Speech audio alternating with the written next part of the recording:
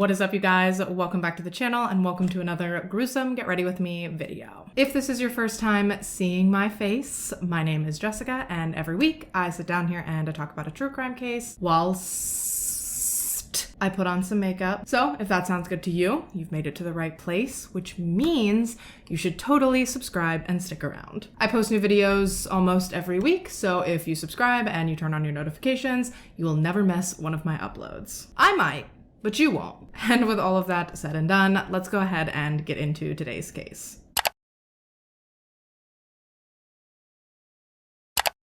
Okay, so I know some people get real bent out of shape if I speak for even like 2 minutes before I get into the actual story, but bitch, I have got to give you the backstory on how covering this case came to be, because it was nuts. If you don't care and you want to get straight into the story, that's fine. Just skip to this timestamp here. But if wild coincidences interest you even slightly, then allow me to bend your ear for the next few moments. So, I'm laying in bed the other night. I'm tossing, I'm turning, I can't fall asleep. My husband is snoring the paint off of the walls beside me, and I'm just sitting there like this. And so finally, I give up. I'm not getting to sleep anytime soon, so I do what any logical millennial or younger would do, and I grab my phone. I peruse through the usual suspects, Facebook, Twitter, Instagram, TikTok, lather, rinse, repeat until, I don't know, I die. And that is when I stumbled across, I don't remember if it was an Instagram reel or a TikTok or which one it was, but they're all basically the same these days anyway, so doesn't really matter. Point is, I come across one, and I guarantee that most of you will likely be familiar with this guy because I've definitely seen him before, but I'm scrolling, beep bop boop, cleaning video, animal video, restock video, makeup video, when all of a sudden, the vibes were completely shifted by this young man. Morbid facts. Morbid facts. Morbid facts. And of course, I'm already having trouble sleeping, so why would I not decide to go through an unhealthy amount of these morbid facts videos? I'm listening, I'm scrolling, oh, that's interesting,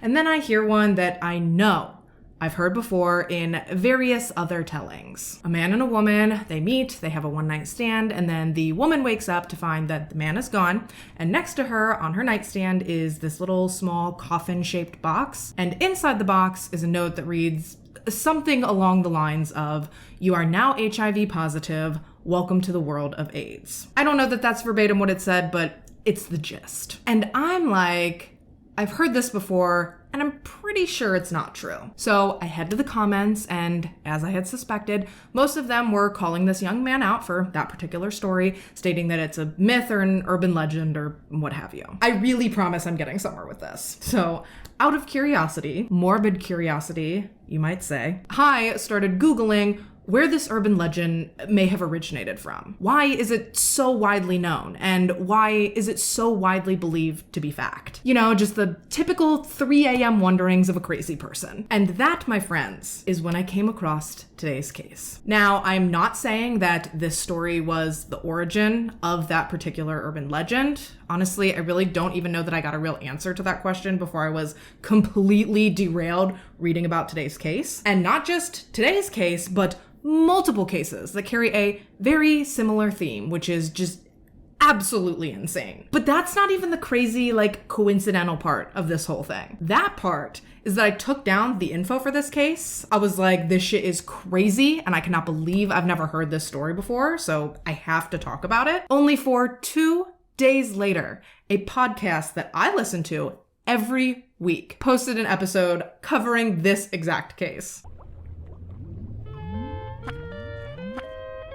Is that not ass bananas? I mean, I have had similar things like this happen a couple of other times before. One time, myself and a fellow true crime and makeup creator, Zara, we both posted the same story within 24 hours of one another. And then one time, Kendall and I posted the exact same story on the exact same day. Regardless of that though, it is always just so weird when these coincidences happen, because it's like, whoa, me and this other person, we were probably researching this case and visiting the same websites and the same resources at the exact same time. And I just think that's wild. All this to say that if you have some time, you should check out the Women in Crime podcast, you should check out Zara, and you should check out Kendall, because if you enjoy learning about the cases that I cover, then you will certainly enjoy the case walkthroughs that they have over on their platforms. But for now, let us finally delve into the unbelievable story of Janice Trahan.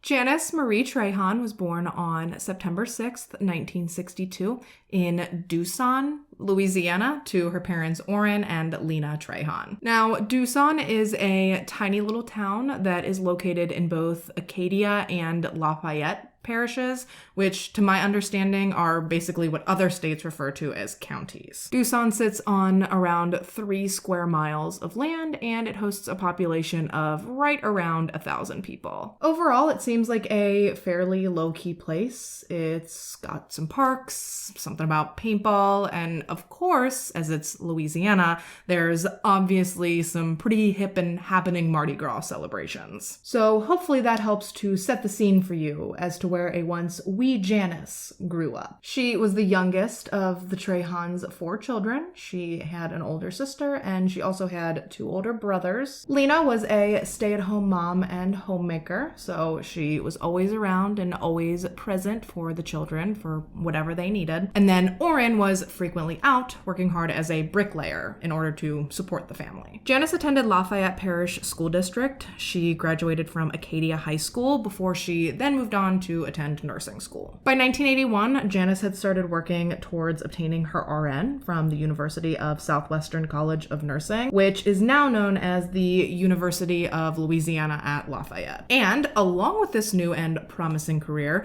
Janice also tied the knot with her first husband, Charles Roberts, on May 16th, 1981. So from the outside looking in, things for Janice seem to be on the typical societally expected trajectory. She graduated college, she got her degree, she got married, she and Charles welcomed their first son together in 1983. Like I said, all in all, things seem to be going fine for Janice. It wasn't until Janice began training at the Lafayette Medical Center that the direction her life was headed in shifted dramatically. And that is all because, while working here at the Lafayette Medical Center, this is when Janice first met renowned gastroenterologist Dr. Richard Schmidt. Prior to meeting Janice, Dr. Schmidt, who, by the way, was 15 years her senior, he had served in the United States Marine Corps. He'd married his wife, Barbara. They'd had 3 children. And like I said, he had established himself a thriving medical practice. And although apparently some of Janice's fellow nurses would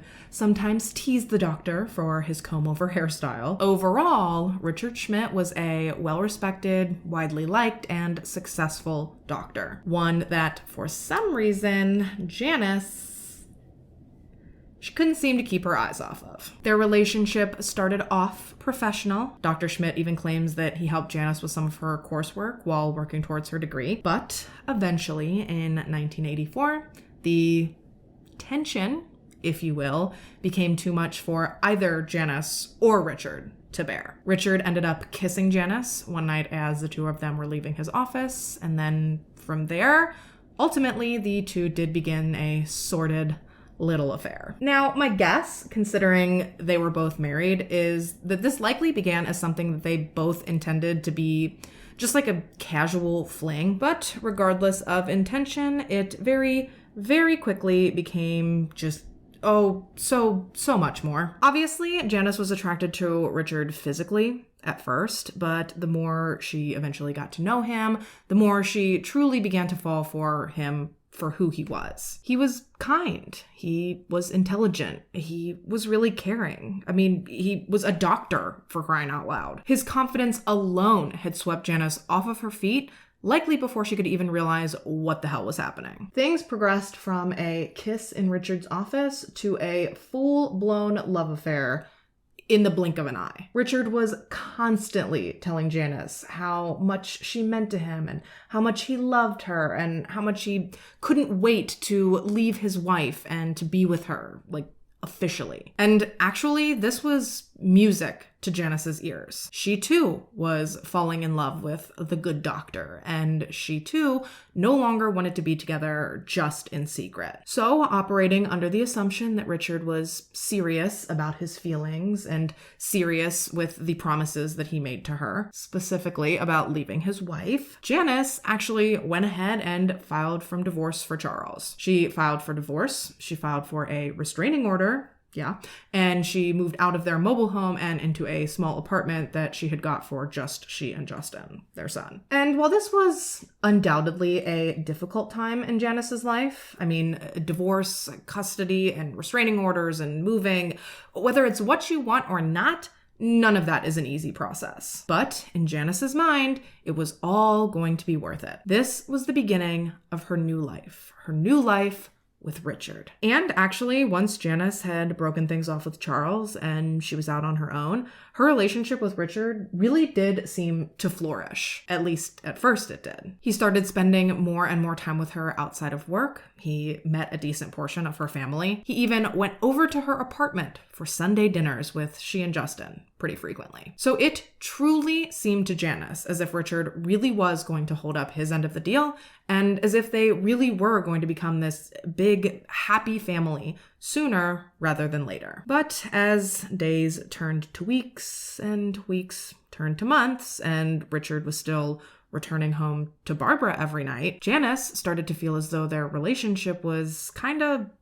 stalling out. Although Richard continued to tell not just Janice, but also members of Janice's family that he had every intention of leaving Barbara and starting a new family with Janice, he still always seemed to have some sort of excuse as to why right now wasn't a good time. And if we're being so for real right now, we see this all the time, don't we? Statistically speaking, I think it's something like only 4% of married men ever actually end up leaving their wives for their mistresses. But I'd be willing to bet that like 94% of them say that they're going to. They'll say anything to seal the deal. More often than not, these promises are just manipulation tactics to get you where they want you, which is horizontal, if you catch my drift. And that's not even taking into consideration the fact that even within that 4%, when the men actually do end up divorcing their wives, is that really how you want to start a relationship? Good husbands do not cheat on their wives. And even if you end up with your once married man, are you ever really going to feel like you can trust him? Like fully trust him? What's that saying? You're going to lose him how you got him, or whatever that is? That's a saying for a reason. And I'm sure that there's exceptions to that, just like there is to everything. I'm sure there are a decent amount of relationships out there that started off like Janice and Richard did, and they've gone on to live happily ever after. I'm just saying that those are the outliers. Those are the exceptions. That is most certainly not the norm. The vast majority of the time, these mistresses are just living in like a fantasy world that only stands to hurt them, if not hurt multiple parties involved. And sadly, with each and every day that breezed on by, it seemed more and more like Janice herself was part of that majority. She and Richard were seeing each other for years behind Barbara's back. And the whole time he was promising Janice that he was going to leave her. But the whole time he had absolutely no intentions of following through on that. He wanted all of the fun parts of a relationship with Janice. He didn't want any of the real parts, none of the hard parts, none of the responsibility. He wanted all of the hot, steamy, like passionate, dangerous feeling sex stuff. But as soon as anything real started to set in, Richard promptly shut it down. Throughout the course of he and Janice's, I think like first 5 years together, Janice found herself pregnant on 4 separate occasions. And this was all thanks to Richard's affinity for unprotected sexy time. It is actually spelled out point blank in formal court documents that Richard was vehemently against wearing condoms when he slept with Janice. And not just that, but he also did everything he could to dissuade Janice from using any form of like female barrier contraception, like a diaphragm. Basically, Janice was left with hormonal birth control as her only contraceptive option, but after trying out the ones she could obtain, she quickly learned that each and every one of them made her really, really sick. So, like I mentioned, addition, she continuously found herself falling pregnant with Richard's babies, nearly all of which he forced her into aborting. And I do not think that Janice wanted these terminations. I think they were mostly done, if not all done, solely at the behest of Richard. And if that is true, I cannot even begin to imagine how traumatizing that must have been for Janice to have to go through that time and time again. Finally, though, when Janice found herself pregnant for the 4th time in the early 90s, for some reason, that time, everything was different. For some reason, that time, for the first time in all of their years together, Richard actually seemed excited about Janice's pregnancy. This time, he wanted her to keep it, to carry it to term, and he promised her that this time, this was it. He was going to leave his wife, they were going to have a baby, and they were finally going to be a happy little family. And this led to she and Richard welcoming their first son together in 1991, a little boy whom they named Jeffrey. And while initially this was all very exciting for Janice, finally she was going to have a baby with this man that she was in love with. In March, when Jeffrey was born, it suddenly became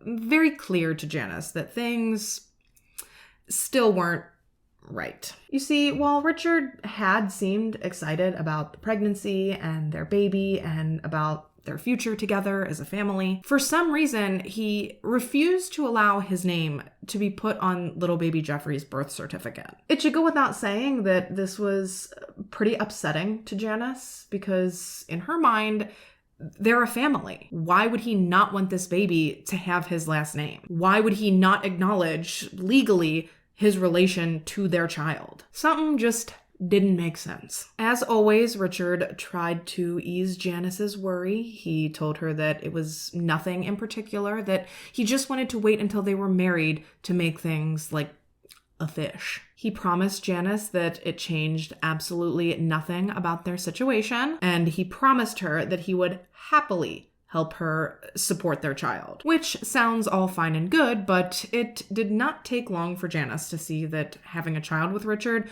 was not going to instantly solidify their relationship. It clearly was not going to be the thing to finally drive him to leave Barbara. Actually, all it seemed to do was bring out a new side of Richard, a side that Janice probably could not have even imagined existed. You see, now that she had mothered his child, it seemed as though all of a sudden he now felt like he had some sort of ownership over her, like she belonged to him. Despite the fact that he was still very much married with nary a separation on the horizon, let alone a divorce, Richard still felt as though he was entitled to forbid Janice from breaking off their affair, as well as to forbid her from seeing anyone else, like ever. He even went so far as to threaten her at one point, telling her that if she ever tried to leave him, he would see to it that no man would ever want her again. And while hearing that now sounds kind of like hyperbolic and unrealistic, because it's like a broad threat, I guess you could say, do me a favor and put a pin in it, because it turns out to be a lot more meaningful than I think anyone at that time could have possibly realized. And that's including Janice, because she in particular really didn't take Richard's threats all that seriously at first. She tried on multiple occasions to break things off between them, and she also tried on multiple occasions to start new relationships with multiple different men. But every time, there was Richard just waiting to somehow sabotage whatever it was that Janice had going on in her life at any given moment. Sometimes he would threaten her directly. Sometimes he'd threaten her potential suitors. And on multiple different occasions, Richard did actually end up following through on some of these threats. He physically assaulted Janice on at least one occasion after learning that she'd been seeing someone. He engaged in multiple different verbal altercations with men that Janice attempted to date over the years. He threatened to disseminate risque photos of Janice if she dared to try to see someone else. I mean, let's call a spade a spade. The man was incredibly narcissistic. He very clearly only cares about himself and about what he wants, and he has no problem lying or cheating or scheming or intimidating others in order to get it. I cannot even begin to imagine how frustrating this all must have been for Janice. She was in her early 20s when she and Richard had met. And while obviously I don't condone how their relationship got started, let's not forget there was a massive power imbalance present between the two of them when they did start seeing each other. And as the years went on, Janice realized that being with him was a mistake, and she wanted to end their relationship, and she wanted to start her own new life, but he wouldn't let her. By the time she realized what she had gotten herself into, it was too late. He had her hooks too deep into her, and he refused to let her break free. And this is all while this man has a wife and a family of his own back at home, but God forbid Janice be allowed to move on and have the same thing. It is so annoying and just so cliche. It's such the have your cake and eat it too type trope. It's frustrating as hell and annoying to me just relaying it here to you today. So again, like I said, I cannot even imagine how obnoxious and infuriating this had to have been for Janice. Every time she thought she was making progress and every time she thought she was free, he would somehow find a way to rope her right back in. Like in 1993, when Janice began dating a man named Barry. The two had met at a New Year's Eve party, they got to talking, and they really seemed to hit it off. They got along great, they had a lot of fun at the party, and then they continued seeing each other after that for the next couple of weeks. Everything was fine and dandy. That is, right up until, of course, Richard found out, and he lost his absolute shit about it. Actually, this was the instance in which he assaulted Janice before promising her, yet again, that if she stopped seeing Barry, he would break things off with Barbara. Same old, same old. SBSPDD? Same bullshit promise, different day? Did I get those letters right? I think I did. Or was it the same old empty promise? This time, shockingly, things actually seemed like they were moving in the right direction for Janice. Janice broke things off with Barry, and in response, Richard appeared to have separated from Barbara. He told Janice he was no longer living in the home that the two of them had shared, and that instead he had rented himself his own little apartment. I mean, understandably, Janice couldn't believe it. They were creeping up on a decade of this song and dance, and finally, it seemed like Richard was actually going to keep his promise to her and actually leave his wife to be with her. Unfortunately, though, looks can be deceiving. So a few months into this supposed separation, Richard's birthday rolled around. It's July 1994 at this point. And Janice, obviously, it's her boyfriend's birthday. She's going to try and talk to him, right? Talk to him, see him, do a little dance, make a little love. I mean, we've all done the significant other birthday thing. So she calls his little apartment, and it rings and it rings and it rings, and she figures out that he is not there, which she found odd. And call it women's intuition, call it a gut feeling, call it a sixth sense, call it whatever you want. For some reason, in that moment, on the other end of that unanswered call, Janice got a sinking feeling. A feeling that perhaps Dr. Richard Schmidt had been lying to her for the last few months. She thought that maybe it wasn't so crazy to think that he was now seeing Barbara behind her back the way that he had initially been seeing her behind Barbara's. Is it just me, or does this shit sound exhausting? As if one relationship isn't enough to try and keep up with. Why does a doctor have this much free time? Anyway, so she figures there's only one sure way to figure it out. So she picks up the phone, hands trembling, lump in her throat, and stomach in her butt, and she dialed Barbara and Richard's home phone number. As the phone rang, she tried to convince herself that she was overreacting, that there was absolutely no way that he could possibly be doing this. He was not going to be at that house. Surely there was a logical explanation for why he didn't answer his apartment phone. But then the call connected, and on the other end of the line was Dr. Richard Schmidt, who, by answering the phone, unknowingly, but effectively, confirmed his mistress's suspicion that he was in fact still blissfully and happily married. He was very much not separated from his wife, as he had so underhandedly led Janice to believe. And understandably, Janice was crushed. This was it. It was the absolute and last final straw. By this point, Richard had been stringing her along, breaking promise after promise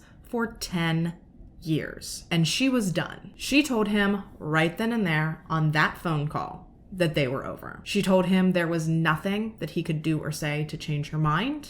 And I mean, I don't have a transcript of the call, but I have to assume that she had some pretty choice words for him before she did finally hang up. Happy birthday, Dick! And that should have been it, right? A clean break. There was no marriage to dissolve, no custody issues pertaining to their son, no assets to split, nothing. Janice should have been able to walk away from she and Richard's relationship scot-free. She should have finally been able to start fresh and to live her own life. However, Richard had no intentions of allowing that to happen. So, little side plot to this whole mess that I haven't mentioned yet, but is pretty important, is that along with being her illicit paramour, Richard Schmidt was also one of Janice's doctors. Yeah, as if things were not complicated enough. Oh, the tangled webs we weave. Now, I'm not 1,000% sure what their doctor-patient relationship consisted of. I don't know why she started seeing him as a doctor. Don't know if he prescribed her anything or what he treated her for. I'm not privy to that information, nor do I really think that any of it matters. The one and only relevant treatment to this case that I know for a fact Richard was routinely administering to Janice was a B12 shot. B12 shots are believed to be able to help with a whole laundry list of things. They're thought to help reduce fatigue, increase brain function, improve your sleep, boost your immune system. They can supposedly help with anemia, migraines, your metabolism, constipation, memory, weight loss, bone health. I mean, if you have it, as in an ailment, try a B12 shot, because apparently it could probably help. The miracle drug! For legal purposes, that was an exaggeration made for comedic relief. Please never take anything I say as medical advice, because I am not a doctor, I have precisely no medical training, and I am not smart.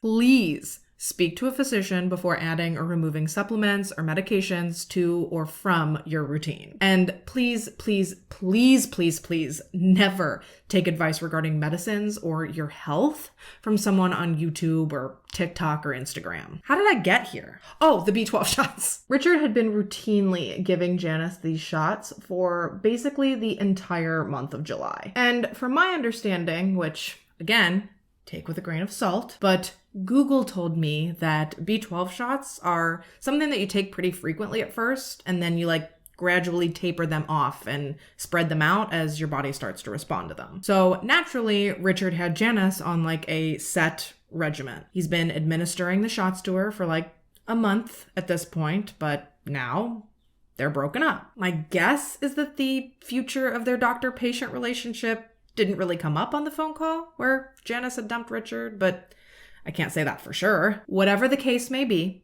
I can tell you for sure that Janice was incredibly confused and surprised when about 2 weeks after the breakup, on August 4th, 1994, after she had dumped this man on his birthday, her phone started ringing at 10:30 p.m. And when she answered it, any guesses who it was? Yep, it was Richard. Immediately, no. Instantly, I was yeah, no. But this wasn't a booty call or an argumentative call. It wasn't even a please take me back call. It was none of the things that you might expect it to be when you receive a phone call from an ex in the middle of the night following a bad breakup. Instead, Richard had made this call to Janice to inform her that he was on his way to her house to give her her next B12 shot. In the middle of the night, completely randomly, unplanned, 2 weeks after their messy breakup. Yeah, that seems above board. And even Janice asked him, can't this wait? I get that there was a medical regimen and a plan that they might have had in place, but there is no way that this fit into it. But Richard absolutely insisted that she needed the shot tonight, and sure enough, within just a few minutes, Richard showed up to her house, let himself in, And before she knew it, he was standing over her in her bed with a syringe in his hand. And I do think that, again, Janice tried in the moment to refuse the injection. She just felt like the whole situation was so fucking chaotic and inappropriate. But despite her refusal, Richard took advantage of the upper hand that he had, considering Janice had quite literally been sleeping just minutes before this. And her consent or not, he plunged the needle into her arm. And although Richard had told her there was nothing to worry about, that this was just your average run-of-the-mill B12 shot, this shot in particular felt nothing like the B12 shots that he'd administered to her in the past. I mean, aside from the circumstances of receiving the injection being completely out of pocket, this injection that had been given to her by her ex-boyfriend, unprompted in the middle of the night while she lay in bed with their toddler son, had been inexplicably painful. The other B12 shots that she had received earlier in the month, they were nothing. They were just a normal, average, nothing to write home about injection. But this one, on the other hand, this one had immediately sent like a deep and throbbing pain all up and down Janice's entire arm. And this wasn't like a quick flash of pain by any means. Rather, it actually ended up persisting for, well, let's say it lasted way longer than you'd expect any like above the board pain from a shot to last. And then, even weirder than the circumstances in which Richard had shown up under were the circumstances in which he left. That man was out the door and back in his car before Janice's brain could even process the fact that the shot had been painful. Now, Richard explained this as him having an emergency that he had to attend to at the hospital, and that was why he had to get out of there so fast. But as Janice became more and more concerned with how badly her injection site and her arm were hurting, she actually ended up trying to call Richard at the emergency room at Hamilton Medical Center, you know, where he'd supposedly rushed off to. But when she asked the staff who took the call, they quickly informed her that Richard hadn't been there at all that night. Madam. So, cut to the next day. Janice is still in a considerable amount of pain from Richard's late night drop-in shot. So she called him again and she confronted him. She confronted him with how weird the circumstances surrounding the shot had been. She confronted him with how much pain the shot had caused her. And of course, she confronted him with his lies regarding his whereabouts following his rendezvous at her house. And of course, Richard apologized to her. He swore to her that the pain with her injection was common and that she had absolutely nothing to worry about. Oh, and he also swore to her that he hadn't lied to her about going to the hospital after leaving her house. No.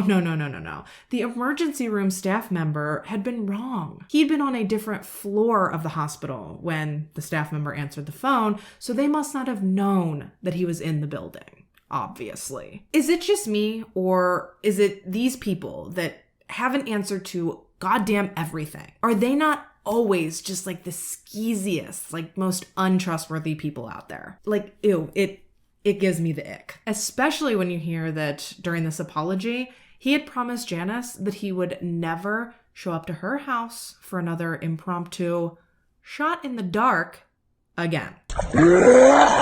But even after this phone call, Janice still wasn't sure that she was buying what he was selling. Something just still felt off. And actually, she was so bothered by everything that had happened up to this point that while she was at work the next day, she had actually specifically made a point to mention to a woman named Meredith, one of the other nurses that worked with Janice. She ended up telling her all about Richard and all about the shot and all about how weird he'd been acting since. And as she was telling Meredith about this, she told her that she was telling her this because she just wanted someone to know what had happened. She just wanted someone else to know that Richard had given her the shot because she was really starting to worry that it had not actually been a B12 shot that Richard had sent coursing through her veins. But as the next few days passed and nothing like dire happened, she started to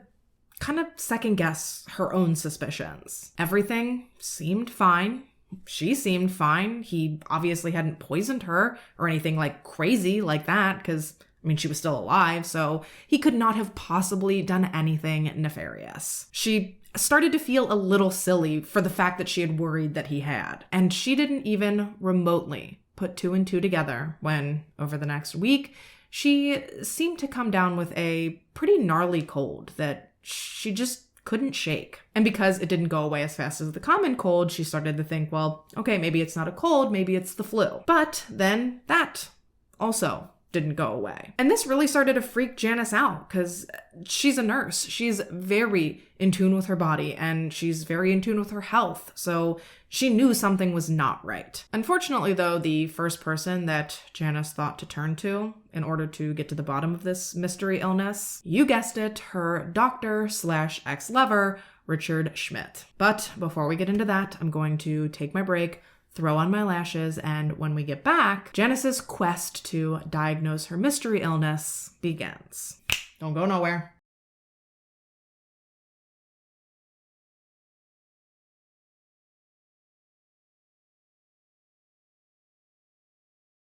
Okay, so we're back, and just before our break, Janice had started to feel a bit under the weather, and so, as she'd done countless times before, when she'd taken an unexpected intermission in the grand theater of health, she reached out to Richard, hoping that he might be able to help. And this, by the way, was, I think, a week after the injection. Yeah, he gave her the shot at the end of the night on the 4th, and then she went in to see him at his office on the 12th. She explained her symptoms to him, and while he assumed that everything was likely fine, he did agree to put in an order for a couple of blood tests to, just to be safe. So she goes to the lab, she gets her blood drawn, and when the results come back, wouldn't you know it, everything was fine. The only thing that Richard saw that he said was slightly off was that her white blood cell count had come back a little low, but he didn't really think she needed to worry about it because he assumed that she likely just had like a simple viral infection. So Janice was relieved to hear that it didn't seem to be anything too major that she was suffering from. She figured that whatever it was that she was ailing from, it would likely resolve itself sooner rather than later. Unfortunately, though, that would not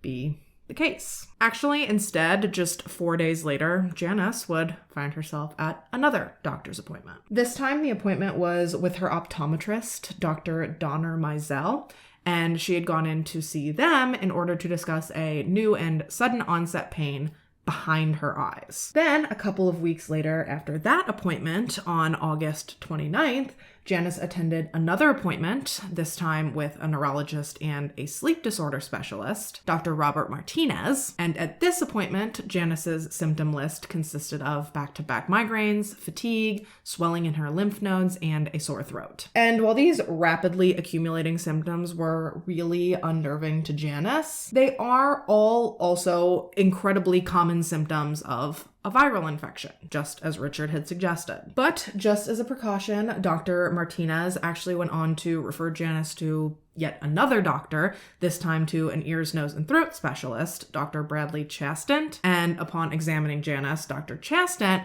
actually went so far as to request a lymph node biopsy. And this was like 2-3-ish weeks after she had seen Dr. Martinez. So I think the biopsy was performed on like September 16th. And when these results came back, Dr. Chastent was displeased, I guess I'll say. Like, the results didn't really give him peace of mind in ruling out lymphoma. So from his encounters with Janice, he decided that the next best course of action was to refer her to an oncologist, Dr. Louis Mesa. Sidebar, I know that this is long-winded, all the doctor's appointments and the tests and the diagnostics and such, but it is incredibly important to the story. All of it. So you're just gonna have to ride it out with me for a few minutes. So we're like a month and a half out from Richard's injection at this point. Janice has been to 4 different doctors. She's gotten basically no answers. And now she finds out that she might have cancer. So she's got to go see Dr. Mesa, who prior to actually seeing Janice face to face, did consult with some of her previous physicians. A list of doctors that did in fact include Richard. And Richard told Dr. Mesa that he had suspected that Janice had had a viral infection. We know! I know! You know, I know, I got it. I got the concept. Richard also was kind enough to tell Dr. Mesa all about the tests he'd run on Janice and how they'd all come back negative. And so hearing this from Richard, Dr. Mesa actually decided to cherry pick what he was going to look for, because he figured that if Richard had tested Janice for X, Y, and Z, then there was no reason for him to test Janice for the same things. So ultimately, it was determined that Janice did not have lymphoma. She didn't have any type of cancer. And unfortunately from there, no one really knew where to go. It felt like they kind of reached a dead end, and Janice's nonstop medical care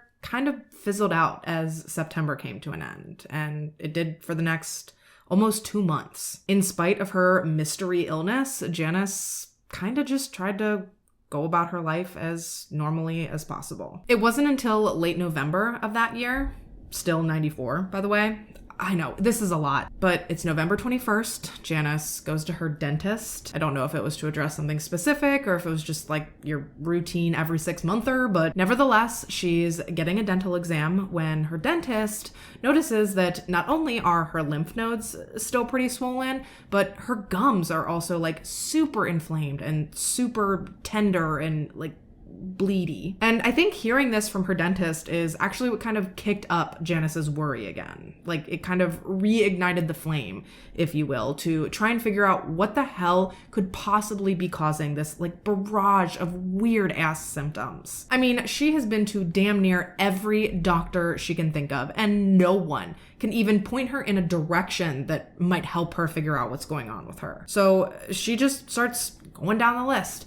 Who has she seen? And more importantly, who has she not seen in order to try and get this diagnosed? And one of the doctors on her hadn't seen yet list was her OBGYN, Dr. Wayne Daigle. So Janice calls the office, she schedules her annual exam, she goes in and she just unloads on him all of the weird and sporadic and just random ass symptoms that she's been dealing with over the last couple of weeks. And she asks him if he has like any additional ideas that he can give her of what could possibly be going on. And in response, Dr. Daigle tells her that like cumulatively, all of her symptoms together kind of sound like she could have, drumroll please, a viral infection. Janice told Dr. Daigle about the testing she'd done up to that point, like the blood work that Richard had ordered and all of the other stuff. She reiterated to him every hoop that she had been through up to that point and how every time the tests and the results and the diagnoses, they all came back normal and no one could tell her what was wrong with her. And I'm sure he empathized with her, but there was really nothing he could do other than run yet another blood panel to see if perhaps anything had been missed. And with really nothing else to try, Janice agreed. And so Dr. Daigle put in an order for some very comprehensive blood work, and they both hoped that at the very least this could give them some sort of direction for Janice to turn. However, on December 20th, 1994, the lab would call Dr. Daigle with much more than just some direction. Janice's blood work had come back, and it had come back with some very noteworthy findings. The first thing on the blood test results that stood out was that Janice was actually pregnant. And that might have been some really exciting news for her if it hadn't come along with the second finding. And that was that Janice was also HIV positive. And while in today's medical and scientific climate, doctors know and understand significantly more about HIV and AIDS than ever before, back in the 90s, coming off the heels of the AIDS epidemic in the 1980s, I mean, Dr. Daigle knew that this was going to be an incredibly crushing diagnosis for Janice to receive. Actually, because he knew that this was likely going to be such a difficult thing for Janice to grapple with, he waited until after the holidays, after Christmas and after New Year's, to call Janice to inform her of the results. However, once January rolled around, Dr. Daigle knew that he couldn't wait any longer. And so he called Janice and he gave her the, at the time, just devastating news. And just to clarify, I understand that HIV is still likely a very difficult diagnosis to receive and to come to terms with, but nowadays, personally, I believe that that has much more to do with the stigma and the judgment that surrounds the diagnosis than it really has to do with the actual disease. I mean, sure, back in the 80s when shit really hit the fan and nobody knew what the hell was going on, getting diagnosed with HIV or AIDS was like a surefire death sentence. But nowadays, from my understanding, with the medication and the treatment options that are available, people who are properly treated can keep the virus relatively well managed. And it's also important to acknowledge that, again, if properly treated, people with this diagnosis can go on to live fairly normal and long and healthy lives. But to reiterate, things were very, very different in the medical climate of the 1990s. And so receiving this to Janice, this diagnosis, was devastating. It felt like someone had just dramatically accelerated the countdown on her life. Not to mention that she was advised to terminate her pregnancy because at the time, it wasn't understood that it was possible to carry a healthy pregnancy and birth a healthy baby if you were HIV positive. Oh, and on top of all of that, Janice had also tested positive for hepatitis C through the blood work that Dr. Daigle had run. So it was just like a triple whammy for Janice, just blow after blow after blow, all in the span of like one short phone call. Rightfully so, Janice was devastated. She just could not understand how this could have happened. I cannot even begin to imagine everything that was going through her head. How do you even think straight in a moment like that? But I do have to give her props because, like, right away, she asked Dr. Daigle if he could tell Richard for her. Because as difficult as this all was for her to process, she was a healthcare professional at heart, and not knowing when she'd contracted the virus and knowing that she and Richard had had an unprotected encounter, she knew that sooner or later he would have to be told. So given that they were dealing with a highly progressive and at the time highly deadly communicable disease, she figured sooner was probably better than later. What was weird though to Dr. Daigle was that when he met up with Richard and he told him that someone he had been sexually involved with for the last decade had just been diagnosed with HIV, Richard barely even seemed surprised, let alone concerned. He told Dr. Daigle that, thanks for the information, but he didn't need to be tested because he felt fine, and therefore he certainly could not also be HIV positive. And Dr. Daigle was like, you're a healthcare professional, so once contact tracing and notification starts, eventually the Louisiana State Board of Medical Examiners is going to find out that a previous partner of yours is HIV positive, and therefore there's a chance that you could be. Dr. Daigle even offered to test Richard anonymously through his office. Any way that he could think of to convince Richard to try to get tested, Dr. Daigle was willing to help. But Richard still refused, and I don't know about you, but much like Dr. Daigle, I find this to be absolutely insane. You're telling me that you find out a past sexual partner of yours has any STD and your gut instinct is not to go and get yourself tested? I don't like that. I mean, the man has a wife at home to think about. How on earth could he be so sure that he didn't need to worry? So willing to roll the dice on not only his own health and well-being, but also on the health and well-being of his wife. Unless, of course, he knew for a fact when Janice had contracted the virus and that he had had absolutely no sexual contact with her since. Like, maybe he'd been the one to purposefully inject her with it under the guise of administering a B12 shot to her, per se. But no, that could not be it. Duh. Nope. Instead, Richard told Dr. Daigle that he was perfectly healthy and that there was simply no way that he could have possibly contracted HIV from Janice. Instead, he guessed that she had probably contracted the virus from one of her other numerous sexual partners. That or maybe she got it from an infected patient. And then he floated this idea. Get this shit. He said that it was also possible that she could have gotten it from one of the sketchy clinics that she frequented for her abortions. This fucking guy. The world!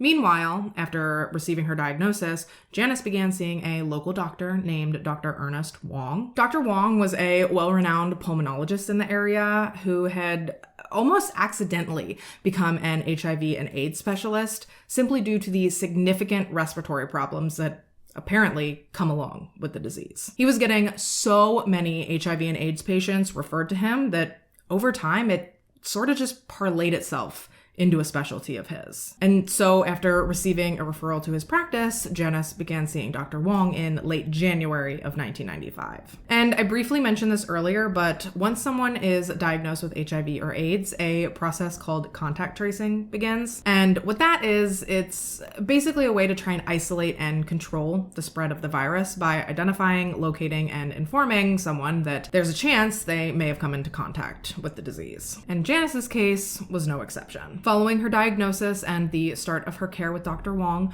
multiple former partners of Janice's were contacted and they were urged to receive testing. It's my understanding that everyone that was contacted did end up going to get tested, and when the results came back, every single one of the men tested negative. And in my opinion, that is kind of bulletproof evidence to refute Richard's theory that Janice had contracted HIV due to her own promiscuity. So next was to try and narrow down, to the best of their ability, when else Janice could have possibly contracted the disease. And luckily for Dr. Wong, in his investigation into where Janice's HIV had come from, Janice was a longtime blood donor. And this meant that she basically had a catalog of old negative HIV tests to reference in order to narrow down her possible date of infection. Because obviously all donated blood gets tested for Hep B, Hep C, syphilis, HIV, the usual bloodborne bodily fluid type suspects. And when looking back,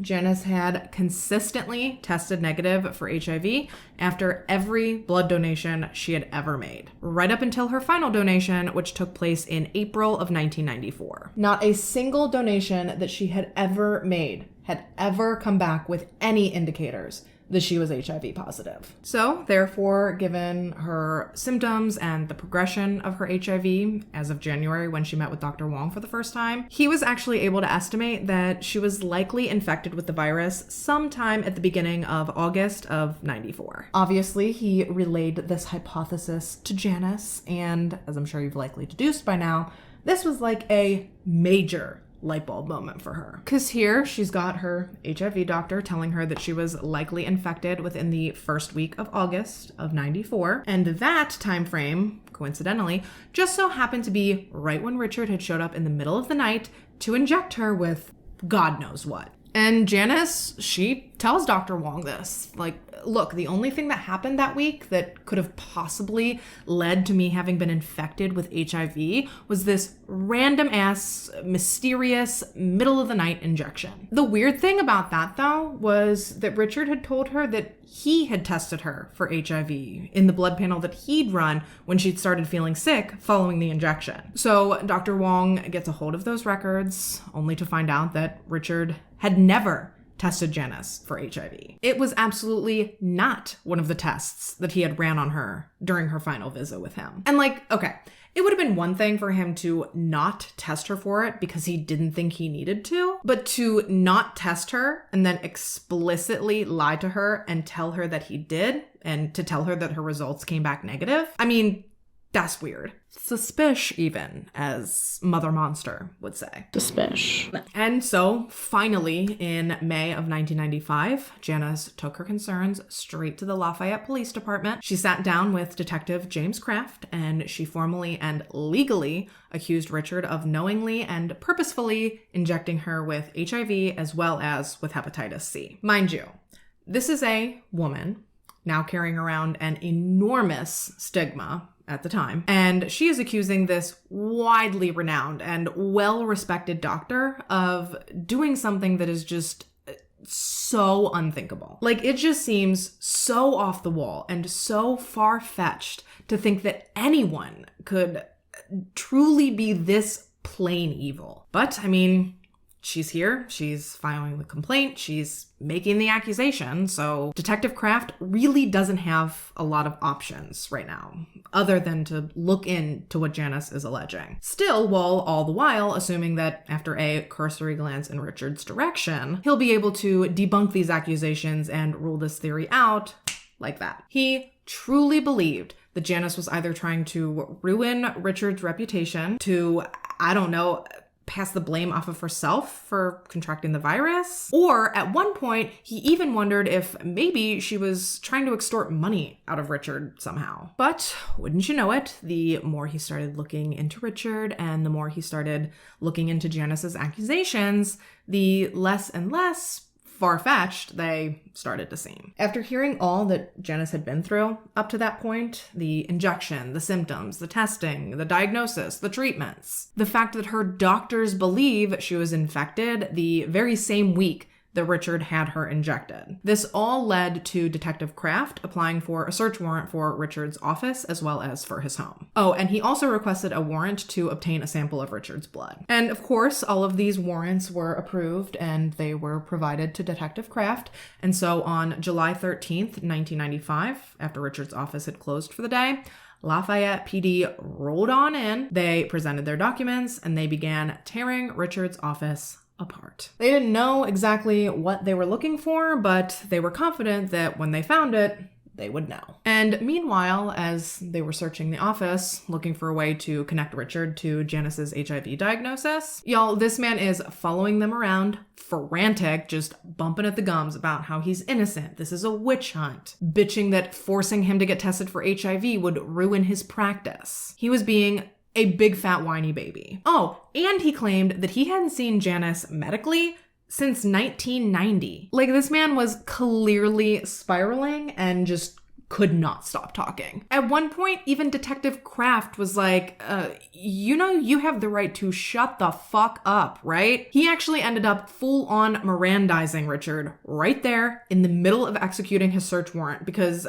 he would not stop talking. And if it came down to it and they did arrest him, he wanted whatever Richard said to be fair game. And for being this like highly respected, intelligent doctor, how dumb can you be? How are you about to sit there and tell the actual police that you haven't treated Janice in any capacity since 1990 when you know damn good and well that multiple other doctors know that you ran her blood work back in September of 94? Idiot. Ooh, girl. And then it happened. While police were searching for potential evidence throughout Richard's office, they found these like 2 little notebooks. I think they were in one of the procedure rooms, and Richard referred to these books as jot books. And inside these notebooks, police found entries for every blood draw Richard's office had completed from March of 1993 to December 10th of 1993, and then from August 15th, 1994 to July 13th, 1995. So basically, conveniently missing from these otherwise meticulous records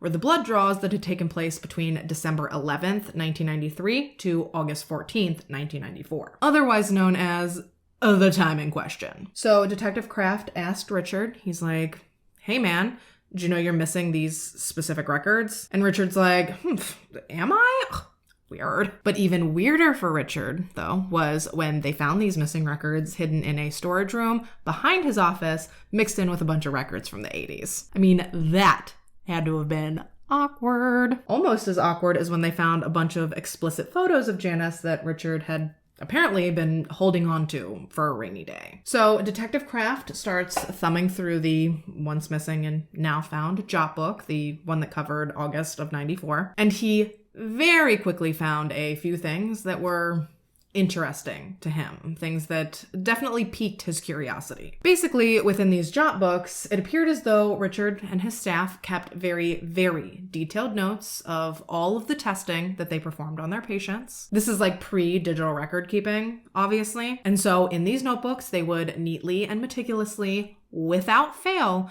write the date of the blood draw, the patient's name, the tests to be performed, and then next to every entry there was a like numbered sticker that they could then use to cross-reference each test result with each patient's entry. And like I said, this was true for almost every single entry in every single one of these jot books, with the exception of 2. One was a blood draw that had been completed on August 2nd, 1994, on a patient commonly referred to as LL. And the second was for a blood draw that had been completed on August 4th, 1994, on a patient commonly referred to as DM. And both of these entries stuck out to Detective Kraft immediately because they were not only missing the required test designated to be performed, but they were also both missing the number stickers beside their entries as well. Instead, in place of these two typically listed pieces of information, there was just a handwritten note that stated purple stopper for Dr. S. S for suspicious. I'm just kidding. Obviously, it was S for Schmidt. But I mean, it could be S for suspicious. Or it could be S for stupid because god damn, he really did not conceal this crime even close to as well as he thought he did. It did not take police long to connect the dots that LL was a patient of Richard's that was being treated for hepatitis C, and DM was a patient of Richard's that was being treated who had recently been diagnosed with HIV. And actually, DM's HIV had progressed to the point of, and I quote, full-blown AIDS. And like, what you're not gonna do is sit here and try and tell me that it's just a big coincidence that the two mysterious blood draws Richard completed just days before Janice's mysterious injection just so happened to be from two patients who were suffering from the same ailments that Janice would later come down with. You're gonna look at me and you're gonna tell me that I'm wrong? Am I wrong? Get fucking real. But even with as obvious as it may seem to you or me, Richard continued to maintain that the accusations being posed against him were preposterous. He claimed that he was never even at Janice's house on the evening of August 4th, 1994, and he told them that a simple conversation with his wife would corroborate this supposed alibi. And sure as shit, when police spoke to Barbara Schmidt, she did indeed back up Richard's claims that he had been home that entire evening. She said that he at no point left their home, and that aside from a 20-minute window that she was taking a bath, she had had her literal eyeballs on him the entire evening. But here's what's funny about that. While I can concede to the fact that 20 minutes is a very tight window, it was still a gap in his alibi, and police needed to determine definitively if this gap could have been a long enough time frame for Richard to leave, go to Janice's house, inject her, and return home without Barbara noticing. Like I said, it would be tight, but Janice only lived 5 miles away from Richard. And so after consulting with traffic accident reconstructionists and conducting a few experiments to narrow down an average time frame that this round trip would have taken, it was actually determined that Richard could have easily left his home, made it to Janice's, administered the injection, and made it back home in just under 18 minutes, giving him 2-ish minutes, give or take, to spare before his wife would have been out of the bath to notice if he was gone or not. Basically, what that boils down to is it was absolutely 100% possible that Richard could have administered that shot. So now all they needed to do was prove that he had, which, my friends, is where science, as it tends to, swoops in and saves the day. Basically, what they were hoping to do was to prove that Janice's HIV strain and DM's HIV strain were one and the same. And the way they were hoping to do that was by taking Janice's blood and DM's blood and the blood of 28 other HIV-positive patients from all over Louisiana. They took these samples and they conducted a blind test to see if there was any discernible genetic link between any of the sample strands of HIV. And incredibly, this experiment actually deduced that there was a 1 in a million chance that Janice's HIV had not been the product of DM's HIV. Is science not so fucking incredible? I can't. I have so much respect for science and for those who contribute to it and what they've been able to do for the world and for humanity. Oh, it's just incredible. If by chance you're curious about learning any more about the testing that was done to link Janice and DM's HIV strands, the process is called Phylogenic Analysis. And I will link down below an article that explains it very, very clearly and in great depth, because I cut it down for the sake of brevity here, because this video is already getting long, but it is a very fascinating read if you have time. But for now, let's get back to Richard and what they did with these phylogenic analysis results. They nailed him to the wall with them. That's what. Sorry, I hate this guy so much. So they determined that there's basically no way that Janice's HIV infection originated from anyone other than DM. So that, coupled with the plentiful circumstantial evidence in this case, the suspicious shot, the proximity in which the shot was given to when Janice was then diagnosed with HIV, the 20-minute gap in his alibi, the evidence gathered from his office, the phone records confirming that Richard had called Janice late in the evening on August 4th. It was not looking good for him. Dr. Richard J. Schmidt was finally arrested on July 23rd, 1996, and he was charged with attempted murder. A charge that he, of course, pled not guilty to, meaning the case was headed to trial, which began in 1998. Obviously, the prosecution was arguing that Richard was a scorned lover who, in an effort to punish Janice for daring to end their affair, injected her with HIV and hepatitis C in an effort to ruin her life, as well as in an effort to ultimately end it. The defense, on the other hand, argued that the prosecution's theory was sheer nonsense. They argued that Janice had contracted HIV through her own risky lifestyle, and that the supposed link between Janice and DM's virus strains had been determined by too new of a science, and that it simply could not be viewed as reliable, at least not at that point in time. Both sides brought in experts to testify to the validity of their specific theories and to either corroborate or refute specific information that would either help or harm their case. And while both sides did present pretty decent arguments to bolster their case, in the end, in October of 1998, Dr. Richard J. Schmidt was found guilty of attempted second-degree murder. After deliberation, the jury came back 10-2 in favor of guilt, which sounds shocking now, because in most cases now jury verdicts have to be unanimous, but at the time of Richard's conviction, and actually up until, I believe, 2018, Louisiana did not require a unanimous jury vote in order to find someone guilty. Therefore, the verdict in Richard's case held, and in February of 1999, he was sentenced to 50 years hard labor in a Louisiana prison. And while at the time this seemed like a huge win, Richard would actually go on to, from behind bars, continue to try and ruin Janice's life, as if he ain't done enough already. Richard actually sat down and did an interview with 2020 right around the time of the trial, or like just after it had wrapped up. Full transparency, I'm not 100% on the dates, but regardless. He sat down and he did this interview in which he mercilessly slandered Janice. He referred to her as a stalker, and he basically tried to ruin the public's perception of her in an effort to improve the public's perception of him. And Janice did actually end up filing a lawsuit against Richard, as well as against the reporter and the publisher of this interview, because basically, from my understanding, it was more of a hit piece than anything. And ultimately, these suits were mostly, if not all, settled out of court. But did this stop Richard from his self-righteous journey to clear his name?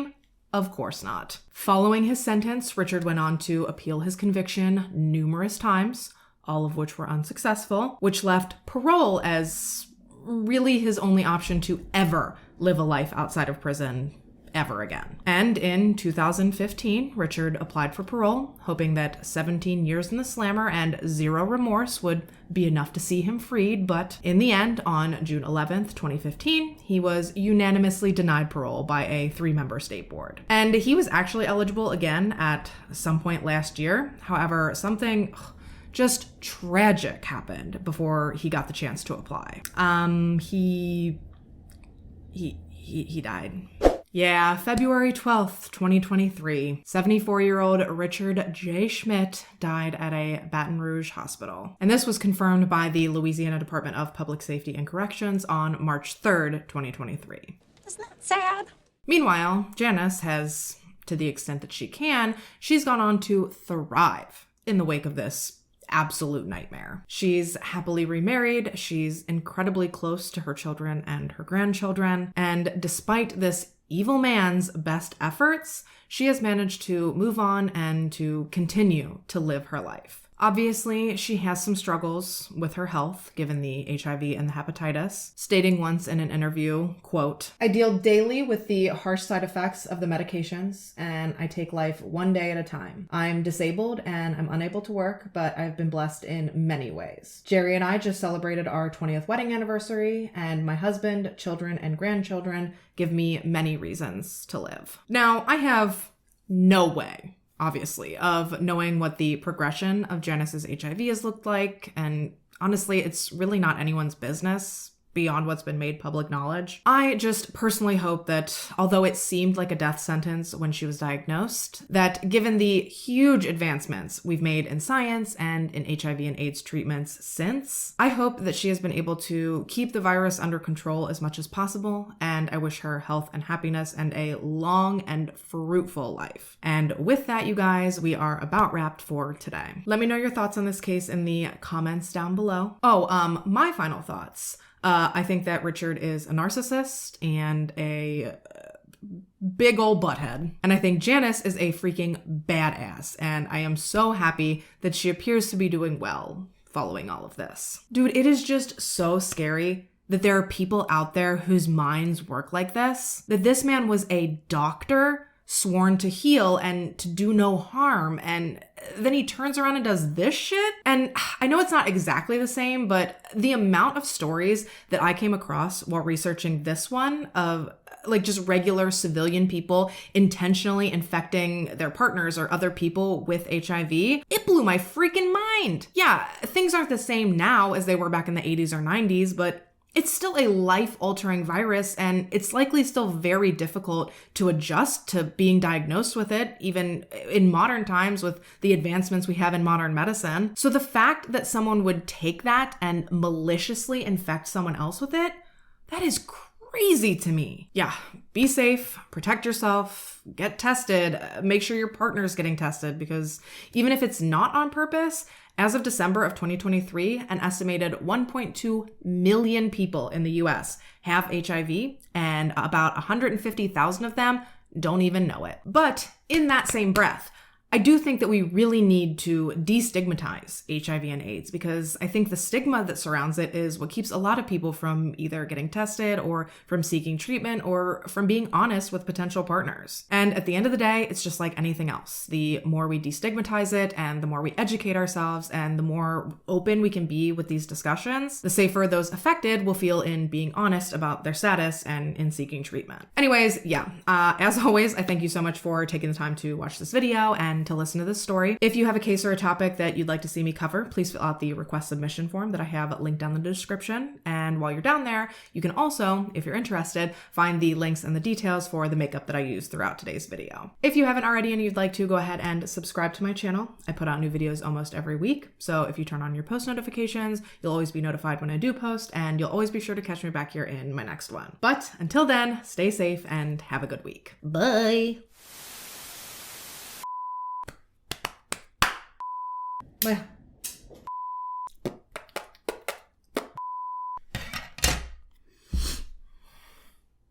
Absolutely not.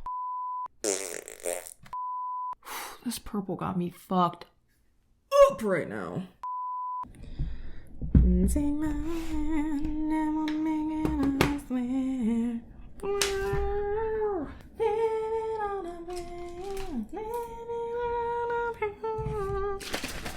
Why don't I just turn into Bon Jovi?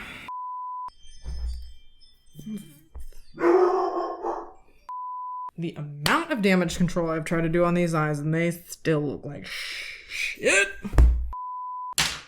This shit is killing me. Oh, did I just fuck that all up? Yeah. Just trying to hide my shitty eyeshadow behind giant lashes.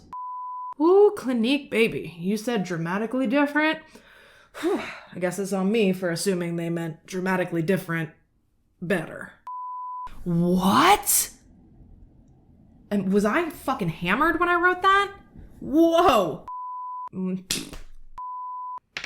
so fucking tired of this shit.